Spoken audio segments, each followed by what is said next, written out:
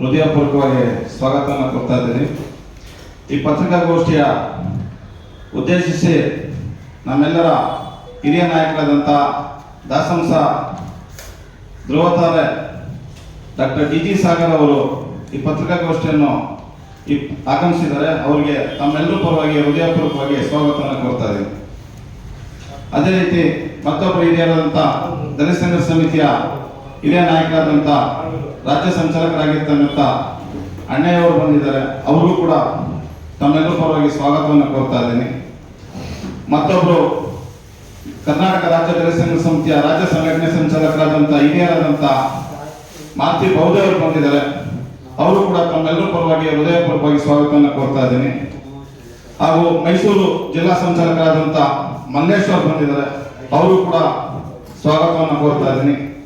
ಹಾಗೂ ವಿಜಯಪುರ ಜಿಲ್ಲೆಯ ಸಂಚಾಲಕರಾಗಿರ್ತಕ್ಕಂಥ ಮಯೂರ್ ಅವರು ಬಂದಿದ್ದಾರೆ. ಅವರು ಕೂಡ ತಮ್ಮೆಲ್ಲರ ಪರವಾಗಿ ಸ್ವಾಗತವನ್ನು ಕೋರ್ತಾ ಇದ್ದೀನಿ. ನನ್ನ ಹೆಸರು ಮಂಜುನಾಥನೆ, ದಲಿತ ಸಂಘರ್ಷ ಸಮಿತಿ ಕರ್ನಾಟಕ ಬೆಂಗಳೂರು ವಿಭಾಗೀಯ ಸಂಚಾಲಕರು. ಈಗ ಪತ್ರಿಕಾಗೋಷ್ಠಿಯನ್ನು ಉದ್ದೇಶಿಸಿ ಡಾಕ್ಟರ್ ಡಿ ಸಾಗರ್ ಅವರು ಮಾತಾಡ್ತಾರೆ.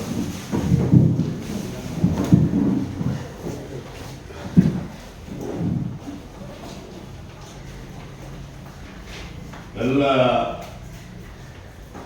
ಮಾಧ್ಯಮ ಮಿತ್ರರನ್ನು ನಾನು ಇನ್ನೊಮ್ಮೆ ಸ್ವಾಗತಿಸಿ,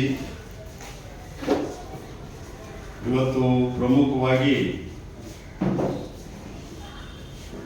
ನಮ್ಮ ವಿಶೇಷವಾಗಿ ಕರ್ನಾಟಕದಲ್ಲಿ ಮತ್ತಿಡೀ ದೇಶದಲ್ಲೇ ಒಂದು ಮುಂಚೂಣಿಯಲ್ಲಿರತಕ್ಕಂಥ ಕರ್ನಾಟಕ ರಾಜ್ಯ ಇವತ್ತಿನ ಸಂದರ್ಭದಲ್ಲಿ ಸಮಾಜದ ವ್ಯವಸ್ಥೆಯಲ್ಲಿ ಸಂವಿಧಾನವನ್ನು ಜಾರಿಗೆ ಬಂದ ಮೇಲೆ ವಂಚನೆಗೆ ಒಳಗಾಗಿರ್ತಕ್ಕಂಥ, ಅನ್ಯಾಯಕ್ಕೆ ಒಳಗಾಗಿರ್ತಕ್ಕಂಥ, ಶೋಷಣೆಗೆ ಒಳಗಾಗಿರ್ತಕ್ಕಂಥ ಸಮುದಾಯಗಳಿಗೆ ಸಂವಿಧಾನದತ್ತವಾಗಿ ಇರ್ತಕ್ಕಂಥ ವಿಶೇಷ ಸವಲತ್ತುಗಳನ್ನು ಕೊಡೋದ್ರ ಮುಖಾಂತರ ಅವರನ್ನು ಮುಖ್ಯವಾಗಿ ತರ್ತಕ್ಕಂಥ ಕೆಲಸವನ್ನು ಸಂವಿಧಾನ ಮುಖಾಂತರ ಮಾಡಲಾಗ್ತಾ ಇದೆ. ಅದಕ್ಕಿಂತ ಮುಂಚೆನೂ ಕೂಡ ಕರ್ನಾಟಕದ ನೆಲದಲ್ಲಿ ಸಾಮಾಜಿಕ ಸಮಾನತೆಗಾಗಿ ಏನು ಒಂದು ಮುಂಚೂಣಿಯಲ್ಲಿ ಇದ್ದಿರ್ತಕ್ಕಂಥ ದೇಶದಲ್ಲಿ ಅಣ್ಣ ಬಸವಣ್ಣನವರು ಕೂಡ ಸಾಮಾಜಿಕ ಒಂದು ನ್ಯಾಯಕ್ಕಾಗಿ, ಸಾಮಾಜಿಕ ಸಮಾನತೆಗಾಗಿ ಅವಿಶ್ರಾಂತವಾಗಿ ತಮ್ಮ ಚಳವಳಿಯನ್ನು ರೂಪಿಸಿದರು. ಮೌಢ್ಯತೆ, ಮೂಢನಂಬಿಕೆ, ಅಂಧಶ್ರದ್ಧೆ, ಬ್ರಾಹ್ಮಣ್ಯ ವಿರುದ್ಧ ಅವರು ಸೆಟೆದು ನಿಂತು ಒಂದು ಸಮಾಜವನ್ನು ಜಾಗೃತಗೊಳಿಸಿದರು. ಅದೇ ರೀತಿ ಕರ್ನಾಟಕದಲ್ಲಿ ರಾಜಕಾರಣದಲ್ಲಿ ಅಪರೂಪದ ರಾಜಕಾರಣಿ ಡಿ ದೇವರಾಜ ಅರಸು ಅವರು ಕೂಡ ವಿಶೇಷವಾಗಿ ಪರಿಶಿಷ್ಟ ಜಾತಿ, ಪರಿಶಿಷ್ಟ ವರ್ಗದ ಹಿಂದುಳಿದ ವರ್ಗಗಳಿಗೆ ಸಾಮಾಜಿಕ ನ್ಯಾಯ, ಉದ್ಯೋಗಗಳಲ್ಲಿ ಮತ್ತು ಶಿಕ್ಷಣಗಳಲ್ಲಿ ಮೀಸಲಾತಿಯನ್ನು ಅವರು ಸರ್ವಶ್ರೇಷ್ಠವಾಗಿ ದೇಶದಲ್ಲೇ ಮಾದರಿ ಆಗ್ತಕ್ಕಂಥ ಒಂದು ಮೀಸಲಾತಿಯನ್ನು ಜಾರಿಗೆ ತಂದಿರತಕ್ಕಂಥ ಮಹಾನುಭಾವರು. ಮತ್ತು ಮೂರನೇದಾಗಿ ಇವತ್ತಿನ ಪ್ರಸ್ತುತ ಸಂದರ್ಭದಲ್ಲಿ ಏನು ಸಾಮಾಜಿಕ ನ್ಯಾಯದ ಹರಿಕಾರ ಮತ್ತು ಮುತ್ಸದಿ ರಾಜಕಾರಣ ಬದ್ಧತೆಗಳಿರ್ತಕ್ಕಂಥ ಸನ್ಮಾನ್ಯ ಈ ಕರ್ನಾಟಕ ರಾಜ್ಯದ ಮುಖ್ಯಮಂತ್ರಿಗಳಾಗಿರ್ತಕ್ಕಂಥ ಸಿದ್ದರಾಮಯ್ಯನವರು ಕೂಡ ಸಾಮಾಜಿಕ ನ್ಯಾಯ ಮತ್ತು ಸಾಮಾಜಿಕ ಮೇಲೆ ಎತ್ತತಕ್ಕಂಥದ್ರಲ್ಲಿ ಎತ್ತಿದ ಕೈಯವರು. ಹಾಗಾಗಿ ಅಂಥದ್ರಲ್ಲಿ ಇವತ್ತಿನ ಸಂದರ್ಭದಲ್ಲಿ 1/8/2024 ಏನು ಮೀಸಲಾತಿ ಬಗ್ಗೆ, ಮೀಸಲಾತಿ ಎಲ್ಲಿ ಒಳ ಮೀಸಲಾತಿಸಬೇಕು ಅಂತ ಹೇಳಿ ಅನೇಕ 3 ದಶಕಗಳ ಕಾಲ ಚಳವಳಿಯನ್ನು ನಡೀತು.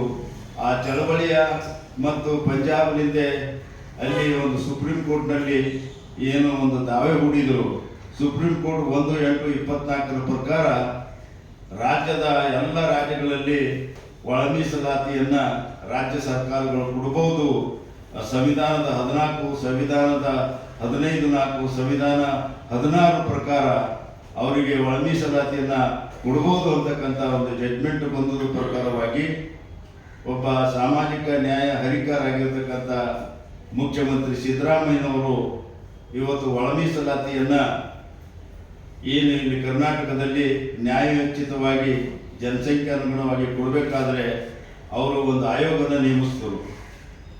ನಾಗಮೋಹನ್ ದಾಸ್ ಅವರ ಆಯೋಗ ನೇಮಿಸುವುದರ ಮುಖಾಂತರ ಸುಮಾರು 8 ತಿಂಗಳುಗಳ ಕಾಲ ಅದನ್ನು ಇಲ್ಲಿ ಒಂದು ಕೆಲಸ ಮಾಡಿ 65,000 ಟೀಚರ್ಸ್ಗಳನ್ನು ಇವತ್ತು ನೇಮಕ ಮಾಡಿ ಎಲ್ಲ ಮನೆಗಳನ್ನು ಗಣತಿಯನ್ನು ಮಾಡೋದ್ರ ಮುಖಾಂತರ ಎಸ್ಟಿಯಲ್ಲಿರ್ತಕ್ಕಂಥ 101 ಜಾತಿಗಳಲ್ಲಿರ್ತಕ್ಕಂಥ ಜನಸಂಖ್ಯೆ ಎಷ್ಟು ಅಂತಕ್ಕಂಥದ್ದು ಕೂಡಿ ಹಾಕಿ 1,05,97% ಅವರು ಗಣತಿಯನ್ನು ಮಾಡೋದ್ರ ಮುಖಾಂತರ ಸರ್ಕಾರಕ್ಕೆ ವರದಿ ಸಲ್ಲಿಸಿದರು. ವರದಿಯನ್ನು ಸಲ್ಲಿಸಿರ್ತಕ್ಕಂಥ ಸಂದರ್ಭದಲ್ಲಿ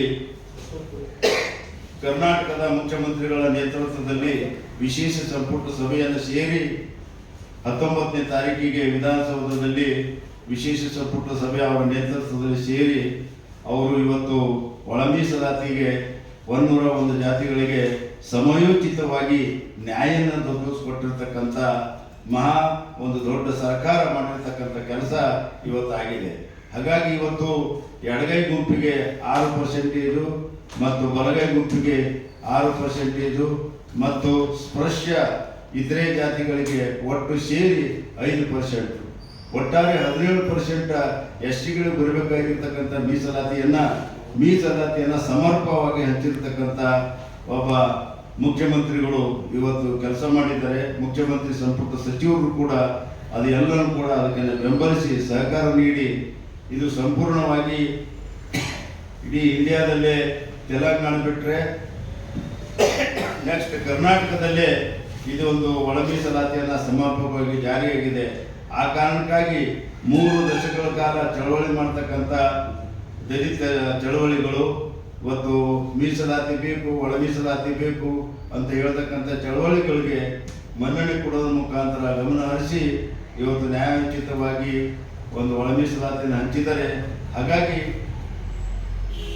ಈ ರಾಜ್ಯದ ಮುಖ್ಯಮಂತ್ರಿಗಳು ಸಿದ್ದರಾಮಯ್ಯನವರಿಗೆ ಮತ್ತು ಅವರ ಸಂಪುಟ ಸಚಿವರಿಗೆ ಮತ್ತು ವಿಶೇಷವಾಗಿ ಸಮಾಜ ಕಲ್ಯಾಣ ಸಚಿವರಾಗಿರ್ತಕ್ಕಂಥ ಅಂಬೇಡ್ಕರ್ ಅನುಯಾಯಿ ಸಾಮಾಜಿಕ ನ್ಯಾಯ ಪರ ನಿಂತಿರ್ತಕ್ಕಂಥ ಶ್ರೀ ಮಾದೇವಪ್ಪನವರು, ಜಿ ಪರಮೇಶ್ವರ ಗೃಹ ಸಚಿವರು, ಆಮೇಲೆ ಪಂಚಾಯತ್ ರಾಜ್ ಸಚಿವರಾಗಿರ್ತಕ್ಕಂಥ ಪ್ರಿಯಾಂಕ ಖರ್ಗೆ ಅವರು ಮತ್ತು ಎಕ್ಸೈಸ್ ಮಿನಿಸ್ಟರ್ ಆಗಿರ್ತಕ್ಕಂಥ ತಿಮ್ಮಾಪುರ್ ಅವರು ಮತ್ತು ಫುಡ್ ಆ್ಯಂಡ್ ಸಿವಿಲ್ ಸಪ್ಲೈ ಸಚಿವರಾಗಿರ್ತಕ್ಕಂಥ ಮುನಿಯಪ್ಪನವರು ಮತ್ತು ತಂಗಡಿಗೆಯವರು ಮತ್ತು ಇನ್ನೂ ಅನೇಕ HK ಪಾಟೀಲ್ ಅವರು ಎಲ್ಲರನ್ನೂ ಕೂಡ ಇವತ್ತು ಎಸ್ಟಿಗಳಿಗೆ ನಿಜವಾದಂಥ ನ್ಯಾಯನ ಒಳ ಮೀಸಲಾತಿ ಕೊಡೋದ್ರ ಮುಖಾಂತರ ಕೊಟ್ಟಿದ್ದಾರೆ.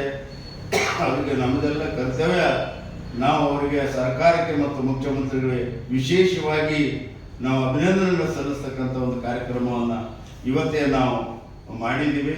ಮತ್ತು ಅದರ ಜೊತೆಗೆ ಇವತ್ತು ಸಾಮಾಜಿಕ ನ್ಯಾಯ SCP ಮತ್ತು TSPನೂ ಕೂಡ ಸರಿಯಾದಂಥ ರೀತಿಯಲ್ಲಿ ಸಮರ್ಪಕವಾಗಿ ಅದು ಎಲ್ಲ ಜನರಿಗೆ ತಲುಪತಕ್ಕಂಥ ಕೆಲಸ ಆಗಬೇಕು. ಎಲ್ಲ 39 ಇಲಾಖೆಗಳಲ್ಲಿರ್ತಕ್ಕಂಥ ಎಲ್ಲ ಎಸ್ಸಿಗಳಿಗೆ ಪ್ರಯೋಜನ ಆಗ್ತಕ್ಕಂಥ ಯೋಜನೆಗಳು ಮಾಡೋದ್ರ ಮುಖಾಂತರ ಆ ಫಲಾನುಭವಿಗಳಿಗೆ ನಿಜವಾದಂಥ ಫಲ ಸಿಗಬೇಕು ಅಂತಕ್ಕಂಥ ಆಶೆಯನ್ನು ಇಟ್ಕೊಂಡು ಸರ್ಕಾರಕ್ಕೆ ಒತ್ತಾಯ ಮಾಡ್ತೀವಿ. ಮತ್ತು ವಿಶೇಷವಾಗಿ ಮುಖ್ಯಮಂತ್ರಿಗಳಿಗೆ ಮತ್ತು ಸಮಾಜ ಕಲ್ಯಾಣ ಸಚಿವರಿಗೆ, ಇನ್ನುಳಿದ ಎಲ್ಲ ಸಚಿವರಿಗೆ ನಾವು ಮತ್ತು ವಿಶೇಷವಾಗಿ DCM ಆಗಿರ್ತಕ್ಕಂಥ DK ಶಿವಕುಮಾರ್ ಅವರಿಗೆ, ಇನ್ನುಳಿದ ಎಲ್ಲ ಸಚಿವರಿಗೆ ನಾನು ಕರ್ನಾಟಕ ದಲಿತ ಸಂಘ ಸಮಿತಿ ಮತ್ತು ದಲಿತ ಸಂಘ ಸಮಿತಿ ಕರ್ನಾಟಕ ಅಣ್ಣಯ್ಯ ಮತ್ತು ಮಾರುತಿ ಬೌದ್ಧೆ ಮತ್ತು ಮಂಜುನಾಥ್ ಅಣ್ಣಯ್ಯನವರು ಮತ್ತು ಮಯೂರ್ ಅವರು ಮತ್ತು ಮಲ್ಲೇಶ್ ಅವರು ಮತ್ತು ಮಂಜುನಾಥ್ ಅವರು ಮತ್ತು ಅಣ್ಣಯ್ಯವರು ಎಲ್ಲರೂ ಕೂಡ ನಾವು ಸೇರಿ ಇವತ್ತು ಹೃತ್ಪೂರ್ವಕವಾಗಿರ್ತಕ್ಕಂಥ ಅಭಿನಂದನೆಯನ್ನು ಕೃತಜ್ಞತೆಯಿಂದ ಸಲ್ಲಿಸ್ತಾ ಇದ್ದೀವಿ.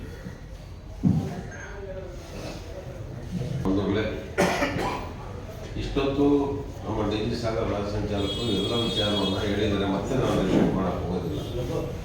ಸಚಿವ ಸಂಪುಟದಲ್ಲಿ ಎಲ್ಲ ಸಾಕಾರ ಮಾಡಿ ಎರಡು ತಾಸು ಚರ್ಚೆ ಮಾಡಿ ಇದನ್ನು ಸಂಪೂರ್ಣವಾಗಿ ಕಾರ್ಯರೂಪವಾಗಿರ್ತಕ್ಕಂಥ ಎಲ್ಲ ಮುಖ್ಯಮಂತ್ರಿಗಳಿಗೆ, ಸಮಾಜ ಕಲ್ಯಾಣ ಮಂತ್ರಿಗಳಿಗೆ, ಸಚಿವ ಸಂಪುಟ ಎಲ್ಲ ಮಂತ್ರಿಗಳಿಗೆ ನಾನು ಇದರ ಪತ್ರಿಕಾಗೋಷ್ಠಿ ಪರವಾಗಿ ಅವ್ರಿಗೆ ಸ್ವಾಗತ ಮಾಡ್ತೀನಿ, ಅವ್ರಿಗೆ ಅಭಿನಂದನೆಗಳು ಹೇಳ್ತಾ ಇದ್ದೀನಿ.